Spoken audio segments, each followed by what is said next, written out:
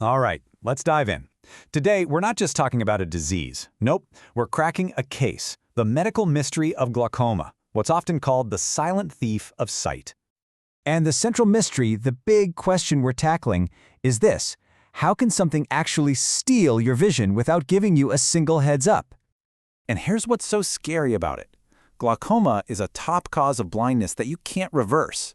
And the reason it's so sneaky is because there are often zero early symptoms. It's a thief that gets in and out before you even know you've been robbed. Okay, so let's start our investigation at the primary crime scene, inside the eye itself. We're going to look at what has long been known as the pressure problem. For decades, scientists and doctors had one prime suspect: intraocular pressure, or IOP for short. Just think of it as the fluid pressure inside your eye. The theory was pretty straightforward. If this pressure gets too high, it starts to damage the optic nerve. Case closed, or so they thought. Now, the eye has this absolutely brilliant piece of engineering to handle all this pressure. It's called the trabecular meshwork. It's basically a microscopic drainage system. When it's working right, fluid flows out, pressure stays balanced, everything's great. But in glaucoma, something goes very, very wrong with the plumbing. Which brings us to the million-dollar question, right? What on earth causes this tiny, super important drain to clog up? Well, it turns out the answer isn't just some simple plumbing issue. Recent research is unmasking the real culprit, a process that literally turns the eye's own tissue into what you could call a fibrotic fortress. Okay, so check this out. It's like a domino effect. It all kicks off when this one signaling molecule, TGF-beta, just goes into overdrive. This rogue signal tells proteins in that drainage system to link together and get stiff. That stiffening process is called fibrosis. And that hardened tissue is what physically clogs the whole system, trapping fluid and making the pressure skyrocket. And hey, don't just take my word for it. The researchers themselves put it perfectly. They said the malfunction of these really fine structures can be easily affected by these pro-fibrotic rearrangements. It's a physical transformation, a remodeling of the tissue itself.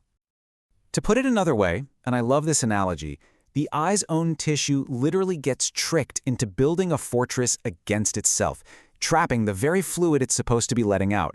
It's a clear-cut case of biological self-sabotage. But hold on, the case isn't closed just yet. Because as it turns out, pressure isn't the whole story. Our investigation has uncovered an unexpected accomplice in this whole story. And here is the plot twist. This is the real head-scratcher. What happens if the pressure is totally normal? This was a massive clue for scientists, because about a third of all people with glaucoma have perfectly normal eye pressure. That told them high IOP couldn't possibly be the only bad guy here. This massive clue led scientists down a completely new path, to a pretty startling theory, which is now backed up by fresh evidence from a 2024 study. What if the body's own immune system is attacking the eye? We call this autoimmunity. So here's the running theory on how this friendly fire actually works.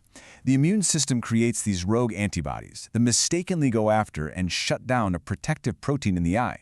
Now, without that protector doing his job, another group of proteins, the ones that act like cement to harden tissue, go into overproduction. It's a biological chain reaction with some really devastating results.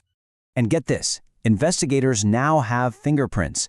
Researchers have actually identified several of these rogue antibodies that could act as biomarkers. You can think of them like genetic clues left at the crime scene, which could one day give us a way to spot the disease way, way earlier. So, okay, we've got our key culprits, this fibrosis process and this rogue immune response. What does this all mean for the future of sight? Let's connect these clues and see what's next. And it's wild, because the clues aren't just buried in our genes or happening on a microscopic level. Our bigger medical history plays a huge role too.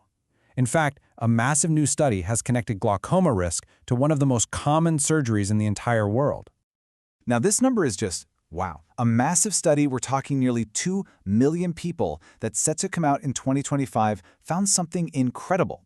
Patients who get these really high spikes in eye pressure right after cataract surgery, they have a 2.36 times greater risk of getting glaucoma later on. That's a huge, clear link to an external event.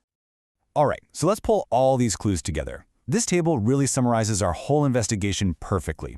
You've got fibrosis, this active hardening of the eye's drain, you've got autoimmunity, the immune system's friendly fire, and you've got this major surgical risk factor, It's clear a much more complicated but also much clearer picture is finally starting to emerge.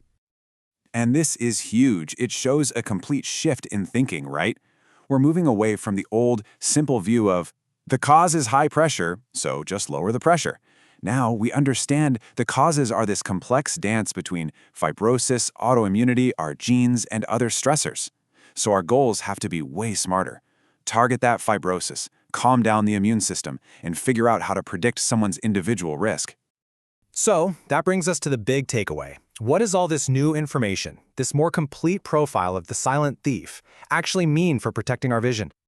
And this right here is the really exciting part. This is what it's all about. By finally understanding the how and the why behind the damage, we can go way beyond just treating symptoms. This deeper knowledge is already unlocking a whole new class of drug candidates that go after the root causes, that fibrosis and that immune response, which could, potentially, stop the damage before it even begins. It leaves us with this final, really hopeful thought. Now that we're finally cracking the case of the silent thief, are we on the verge of stopping it in its tracks for good?